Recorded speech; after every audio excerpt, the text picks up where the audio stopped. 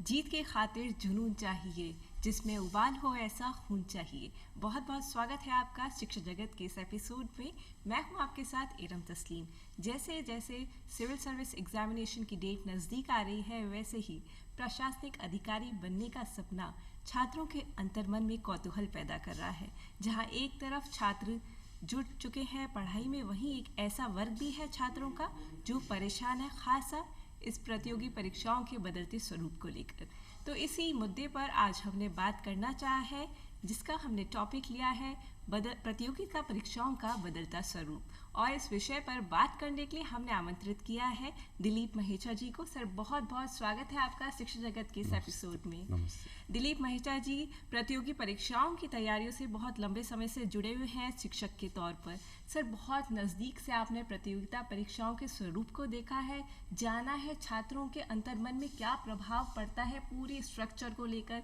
पूरा जो हमारा हम कहें टाइम टेबल होता है, शेड्यूल होता है, वो कहीं ना कहीं एक इम्पैक्ट देता है। बच्चे उसी हिसाब से तैयारी करते हैं कि प्रीलिम्स इस मंथ में होना है, मेंस और फिर हमारा इंटरव्यू। तो फिलहाल जो मौजूदा हालात हैं उसमें पूरा शेड्यूल पूरा डिस्टर्ब्ड हुआ है। तो उसका क्या इम्पैक्ट बच्चों पे देखा गया है सर? जहाँ तक यूपीएससी के एग्ज़ाम्स की बात है तो यूपीएससी का जो शेड्यूल है वो डिस्टर्ब नहीं होता है नॉर्मली। वो इस बार कोरोना की वजह से थोड़ा डिस्टर्ब हुआ है, वरना यूपीएससी जो है प्रॉपर शेड्यूल के हिसाब से चलती है। और आरपीएससी का जो इतिहास है वो अपने आप में ही, कोरोना तो इस बार आया है, वरना हर बार ही जो है वो वैकेंसी डिले होती है। जैसे कि अभी 2018 की जो वैकेंसी थी वो अभी जस्ट फिनिश हुई है और अभी भी उन्हें ज्वाइनिंग मिली नहीं है। इससे पहले भी 2016 की जो वैकेंसी थी वो भी 2020 तक जाते जाते जो है वो कंप्लीट हुई थी। तो इस तरह से हर वैकेंसी जो है 3 से 4 साल का समय आरपीएससी में जो है वो लेती है आरएस की वैकेंसी। बिल्कुल सर। तो इस वजह से जो है ये पुराना रिकॉर्ड रहा है आरपीएससी का, लेट लतीफ़ी और डिले होना। और उसके कई सारे कारण भी हैं, तो पर अब वो कारण थोड़े कम हुए हैं, तो शायद इन फ्यूचर जो है इस तरह से डिले जो है वो नहीं होगा। बिल्कुल सर। और इनका प्रभाव क्या पड़ता है छात्रों के मानसिक स्थिति पर, अगर हम बात करना चाहें सर?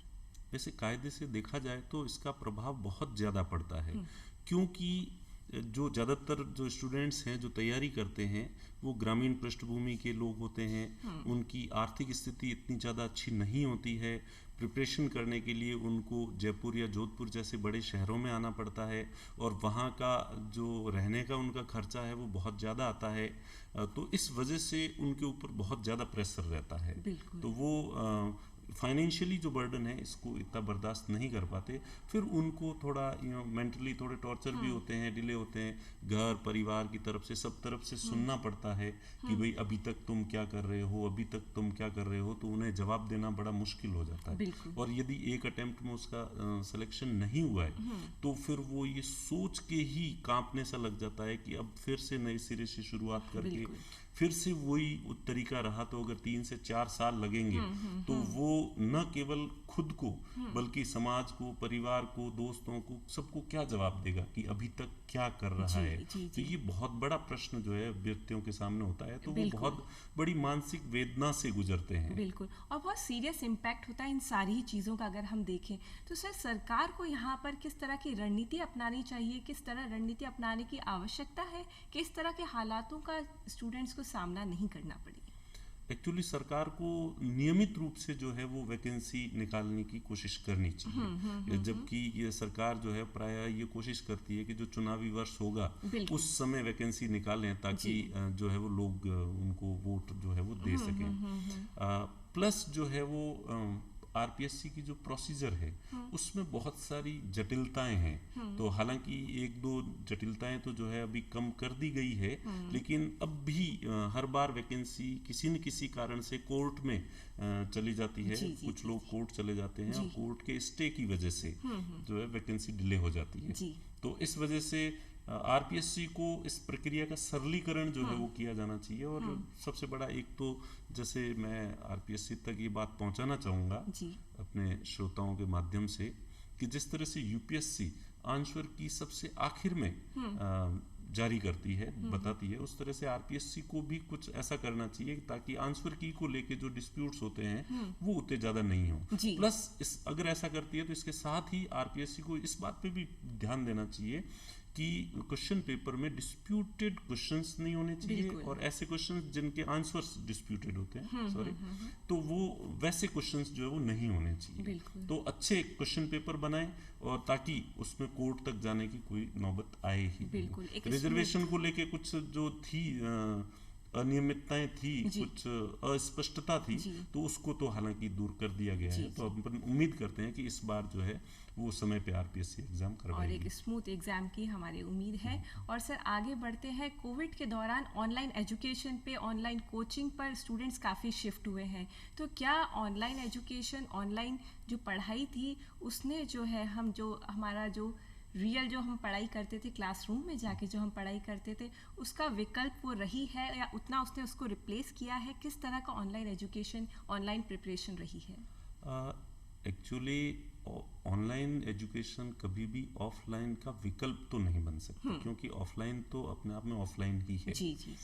लेकिन फिर भी जो स्टूडेंट पढ़ना चाहता है उसके लिए ऑनलाइन, अगर उसकी ऐसी परिस्थितियां हैं कि वो ऑफलाइन क्लासेस अटेंड नहीं कर सकता, तो मैं कहूँगा कि ये डिपेंड करता है। इसमें सब्जेक्टिविटी थोड़ी ज़्यादा है ऑब्जेक्टिविटी की बजाय, पर्सन टू पर्सन ये डिपेंड करता है कि किस व्यक्ति में कितनी लगन है, कितनी भूख है, कितनी ज्यादा जिज्ञासा है, पढ़ना कितना चाहता है, तो वो भली कैसे भी स्थिति में हो वो पढ़ लेगा, दूर से भी पढ़ लेगा। तो और जिसको नहीं पढ़ना है वो ऑफलाइन में क्लास में आके बैठ जाएगा तो भी नहीं पढ़ेगा। तो हालांकि फिर भी इस लॉकडाउन की वजह से जो है वो ऑफलाइन क्लासेज जो है ज़्यादातर बंद रही थी, स्कूल्स कॉलेजेस वगैरह भी बंद रहे थे, तो इसका काफ़ी नेगेटिव इम्पैक्ट जो है वो स्टूडेंट्स की पढ़ाई पर पड़ा है। क्योंकि केवल ये नहीं था कि वो क्लास तक आ नहीं पा रहे थे, कोविड की लहर की वजह से या तो उनके परिवार में कोई बीमार था, या उनके रिलेटिव्स रिश्तेदारों में कोई बीमार था, उनका कोई दोस्त बीमार था, या कई लोग खुद बीमार थे, या लोग डरे हुए थे। तो इस वजह से उनको समझ नहीं आ रहा था कि वो किस पे कंसंट्रेट करें, कोरोना के प्रति सतर्कता बरतने पे पूरा ध्यान लगाए अपना,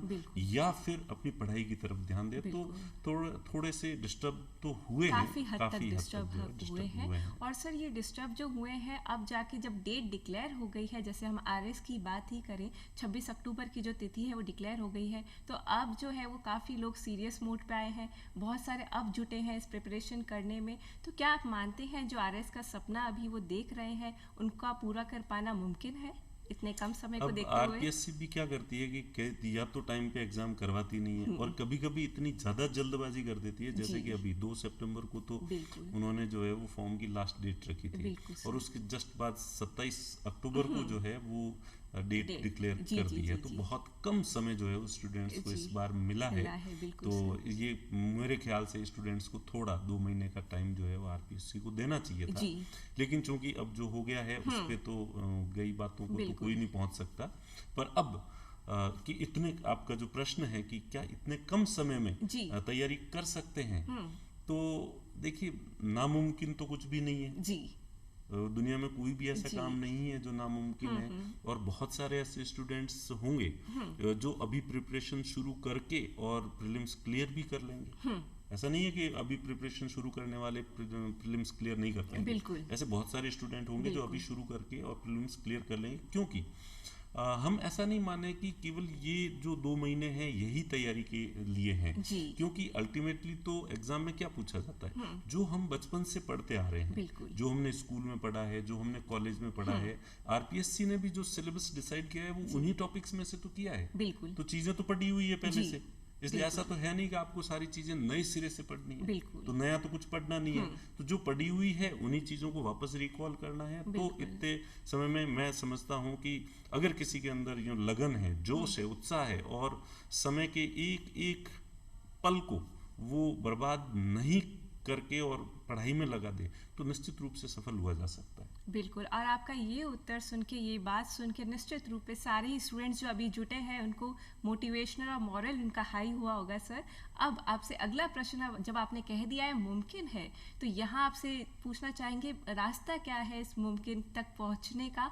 पिन पॉइंट स्ट्रेटजी आप बताएं सर, किस तरह से पढ़ाई का शेड्यूल होना चाहिए, क्या कुछ पढ़ के ये प्रतियोगिता परीक्षा उत्तीर्ण की जा सकती है?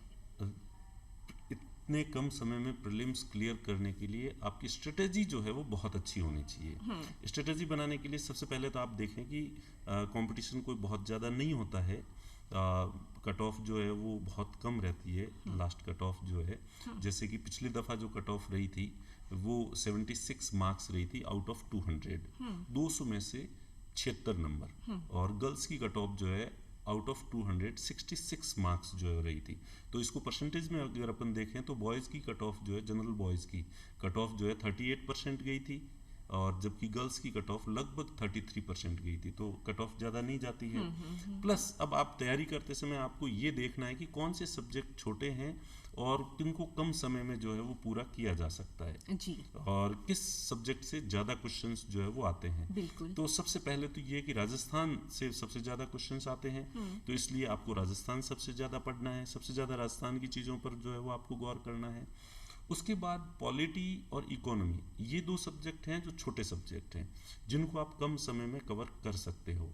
तो उनसे भी करीब पॉलिटी से पिछले सालों के क्वेश्चंस पेपर्स को एनालिसिस करें अपन, तो ये देखते हैं कि पॉलिटी से हर बार जो है 26 क्वेश्चंस जो है वो आते हैं, और इकोनॉमी से भी 20 क्वेश्चंस के आसपास जो है वो आते हैं। तो और ये दोनों सब्जेक्ट ऐसे हैं जो बहुत कम समय में आप जो है वो कंप्लीट कर सकते हैं और इनके क्वेश्चंस अटेम्प्ट कर सकते हैं।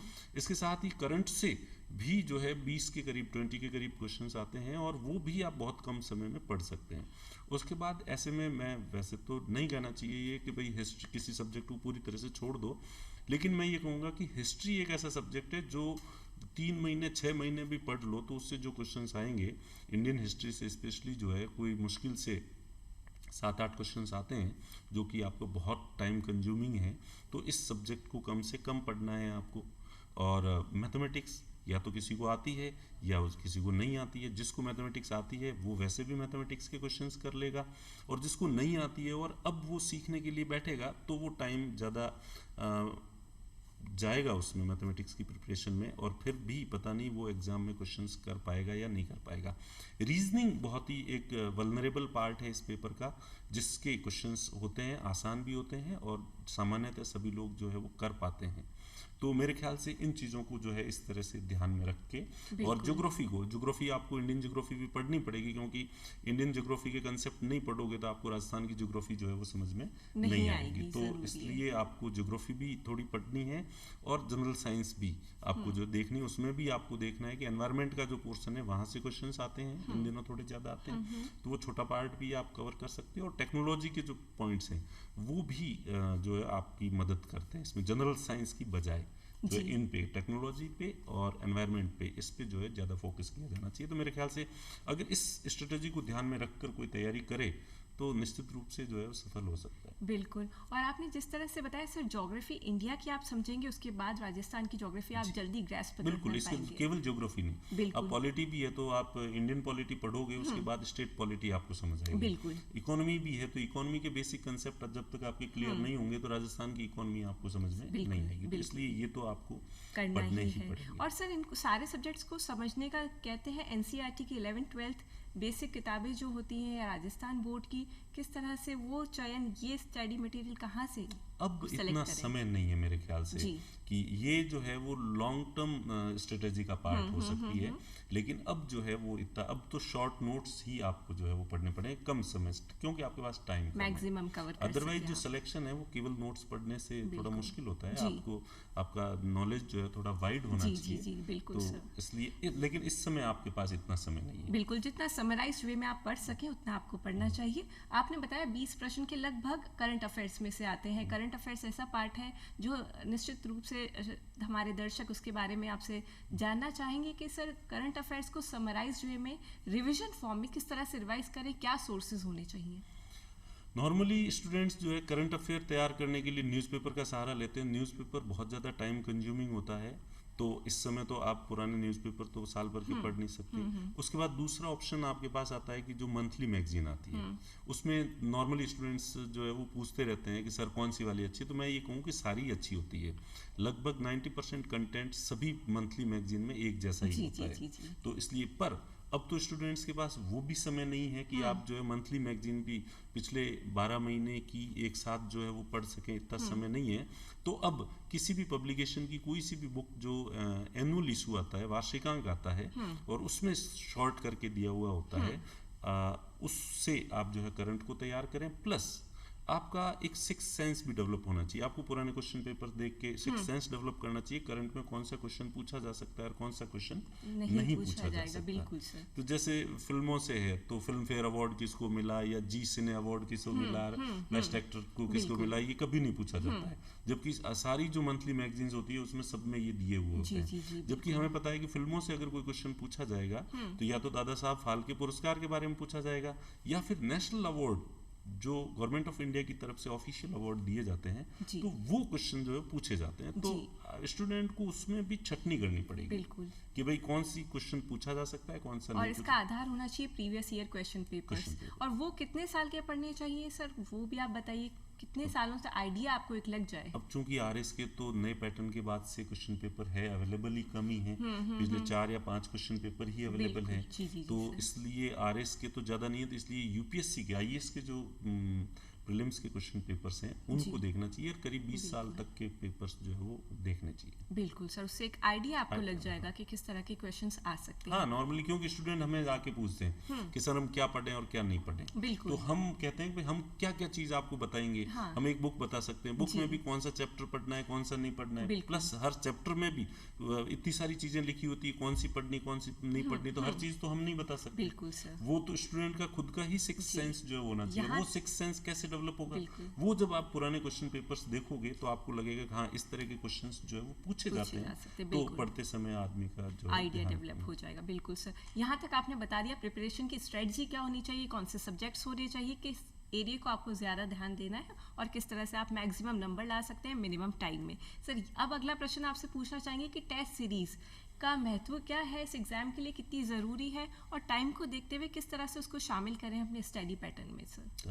हालांकि आजकल टेस्ट सीरीज का माहौल बहुत ज़्यादा चल रहा है, पर टू बी फ्रैंक मैं ये मानता हूँ कि प्रीलिम्स की टेस्ट सीरीज इतनी ज़्यादा महत्वपूर्ण नहीं होती। देखिए बुरा तो कुछ भी नहीं होता है, लेकिन प्रीलिम्स की टेस्ट सीरीज जो है वो इतनी ज़्यादा महत्वपूर्ण नहीं होती है। जैसा कि मैंने अभी पहले कहा, प्रीलिम्स की टेस्ट सीरीज देने की बजाय आपको जो है वो प्रीवियस ईयर्स के जो क्वेश्चन पेपर्स हैं उनको ज़्यादा देखना चाहिए। उससे आपको जो है वो गाइडेंस मिलता है कि भाई आपका सिक्स सेंस डेवलप होता है, कौन सी चीज़ पूछी जाती है, ताकि आप जो है तैयारी कर सकें। फिर भी जब आपकी तैयारी पूरी हो जाए, तो चूंकि इसका थोड़ा महत्व क्यों है, इसलिए है कि प्रीलिम्स एग्जाम के अंदर नेगेटिव मार्किंग होती है। तो नेगेटिव मार्किंग में अगर आप ज़्यादा गलत क्वेश्चंस कर लेते हैं, आपका अटेम्प्ट करने का तरीका सही नहीं होता है, जैसा मैं मेरे स्टूडेंट्स को कहता हूँ कि 50% रोल जो है वो आपका प्रिपरेशन का होता है और सफल होने के लिए, और 50% रोल जो है एग्जाम हॉल में जाके और आप मैनेज कैसे करते हैं क्वेश्चन पेपर को, इसका जो है वो रोल होता है। तो जब आपकी प्रिपरेशन बहुत अच्छी हो जाती है, उसके बाद में फाइनल रूप से आपको 3, 4, 5 टेस्ट देने चाहिए, जिससे कि आप क्या गलतियां कर सकते हैं तो वो पहले ही गलतियां हो जाएगी टेस्ट के अंदर, ताकि वहां जाके जो है वो आपकी गलतियां नहीं हो। तो प्रीलिम्स में तो इस स्ट्रेटेजी के साथ टेस्ट सीरीज को दिया जाना चाहिए। अभी से टेस्ट सीरीज जब तक आपकी तैयारी कंप्लीट नहीं है तब तक जो है वो आपको टेस्ट सीरीज की तरफ ज़्यादा झुकाव नहीं रखना चाहिए। मेरी व्यक्तिगत ओपिनियन है, हो सकता है मैं पूरी तरह से सही नहीं हूँ। मेंस एग्जाम के समय, मुख्य परीक्षा में टेस्ट सीरीज का बहुत रोल होता है। वो ही डिसाइड करती है कौन सफल होगा और कौन नहीं। वो एक डिस्क्रिप्टिव होता है, पर यहाँ पे ज़रूरत है कि आप अपनी तैयारी पहले अच्छे से कर ले, प्रिपरेशन कर ले। सर ऐसे टाइम पर जब टाइम कम है तो बहुत सारे स्टूडेंट्स इन अपने अंतर्मन में इस तरह की परिस्थितियाँ भी हैं कि हमारा होगा नहीं होगा, इस तरह के बहुत सारे भ्रम में है, बहुत सारे भ्रमित है। तो इन सारी चीज़ों को जब हम किसी उद्देश्य से प्रिपरेशन करते हैं तो सारी चीज़ें, ख्यालात, नेगेटिव थॉट्स हमारे मन में जाहिर तौर पर आते हैं, तो उनसे कैसे उठा जा सकता है और कैसे सामना और मुकाबला किया जा सकता है इन सारे ही भ्रमों का सर? अब देखिए, ये केवल जो है कॉम्पिटिटिव एग्जाम्स नहीं है, किसी भी कोई व्यक्ति बिजनेस करता है, कोई व्यक्ति पॉलिटिक्स करता है, कुछ भी करता है, तो सब में जो है रिजल्ट की अनिश्चितता जो है वो बनी रहती है। तो इसलिए ये सभी को इन चीज़ों का सामना करना पड़ता है। तो स्टूडेंट को ये सोचना चाहिए कि वो इस ग्रह पे कोई अकेला प्राणी नहीं है जिसके सामने इतनी चुनौतियां और चैलेंज आ रहे हैं और इतनी सारी बाधाओं का सामना करना पड़ता है।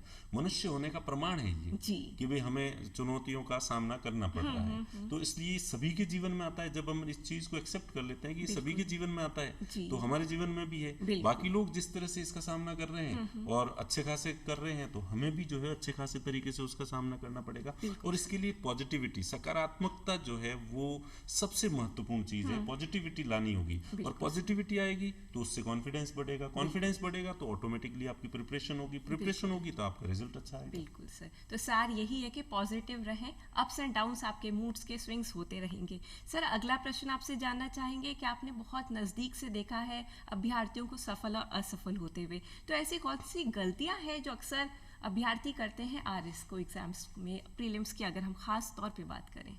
नहीं, मैं जहाँ तक सफल अभ्यर्थियों को मैंने खूब देखा है, और उनके कोई चार आंखें नहीं होती, चार कान नहीं होते, वो किसी भी तरीके से दूसरे लोगों से अलग नहीं होते हैं। वो आपके और मेरे जैसे ही होते हैं जी।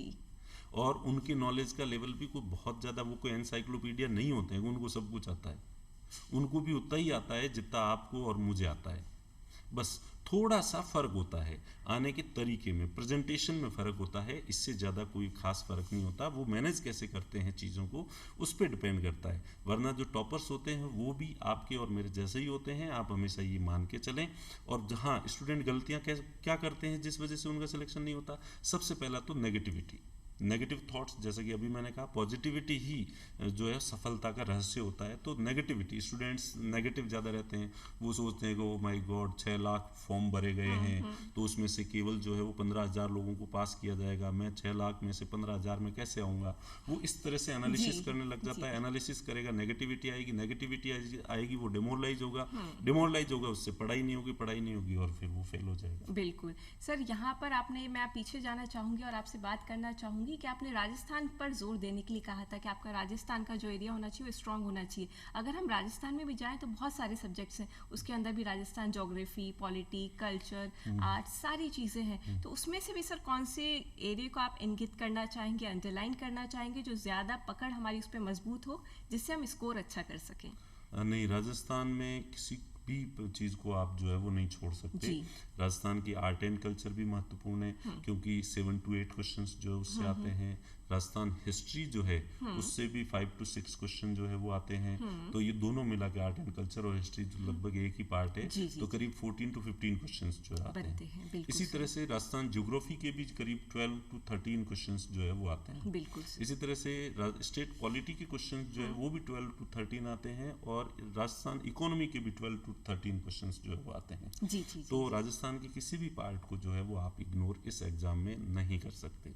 और सबसे ज़्यादा एम्फेसाइज ही आपको इसी एग्जाम पे जो है वो, इसी टॉपिक पे जो है वो आपको करना है। बिल्कुल सर, आरएस ऐसी परीक्षा है जो काफ़ी समय ले लेती है, तो अभ्यर्थियों का तो अक्सर डिप्रेशन के शिकार भी इसमें हो जाते हैं। तो उन अभ्यर्थियों को आप क्या संदेश देना चाहेंगे? उन अभ्यर्थियों को मैं तो यही कहूँगा कि आप पॉजिटिव रहें, सकारात्मक रहें। सभी के जीवन में जो है चुनौतियाँ आती है, सभी लोग समस्याओं का सामना करते हैं, और जितने भी सफल लोग हैं उनके जीवन के बारे में हम जब पढ़ेंगे तो हमें पता चलेगा कि हमारी समस्याएं तो कुछ है ही नहीं, हमसे भी बहुत ज़्यादा जो है वो समस्याएं लोगों ने सामना की है, और उसके बाद भी वो जीवन में सफल हुए हैं। तो इसलिए पॉजिटिविटी ही मेरी तरफ से तो एक जो है वो बात है जो मैं तो कहूँगा कि उसे रखें। क्योंकि बहुत सारे अभ्यर्थी ऐसे होते हैं जो इस वजह से, नेगेटिविटी की वजह से, डिप्रेशन की वजह से बीच में ही क्विट कर जाते हैं, तैयारी छोड़ देते हैं। और जो तैयारी छोड़ देते हैं वो जो है वो सफल नहीं हो पाते हैं। और आजकल तो सफलता का रहस्य ही पेशेंस जो है वो हो गया है, कि आप पेशेंस कितना ज़्यादा जो है वो रख सकते हैं। और केवल कंपटीशन की तैयारी नहीं है, जीवन में किसी भी फील्ड में जाएंगे तो आपको पेशेंस की जो है ज़रूरत रहेगी। जी सर, इतनी सारी आपने आज पॉजिटिव थॉट्स और हमारे मोटिवेशन हमारे स्टूडेंट्स को दिया, और जो हमारे दर्शक आज खास आपसे प्रभावित होंगे उम्मीद है। चलते चलते अंत में क्या टिप्स देना चाहेंगे आप आरएस की परीक्षा को उत्तीर्ण करने के लिए स्टूडेंट्स को सर? तो स्टूडेंट्स को मैं तो यही कहूँगा कि आपके अंदर सफल होने की एक भूख होनी चाहिए, आपकी ऐसी चाहत होनी चाहिए कि खुदा बंदे से खुद पूछे कि बोल तेरी रज़ा क्या है। तो आपकी जो यही कहना चाहूँगा कि आप अपनी जिज्ञासा को ज़्यादा से ज़्यादा बढ़ाएं और भूख को बढ़ाएं और ज़्यादा से ज़्यादा मेहनत करें, कठोर परिश्रम करें, जिससे आपकी सफलता जो है वो सुनिश्चित होगी। बिल्कुल सर, बहुत बहुत शुक्रिया अदा करना चाहेंगे। आज आपने इतनी अच्छी जानकारी दी शिक्षा जगत के इस एपिसोड में, आपको हम बहुत बहुत धन्यवाद देना चाहेंगे सर। Thank you. मेहनत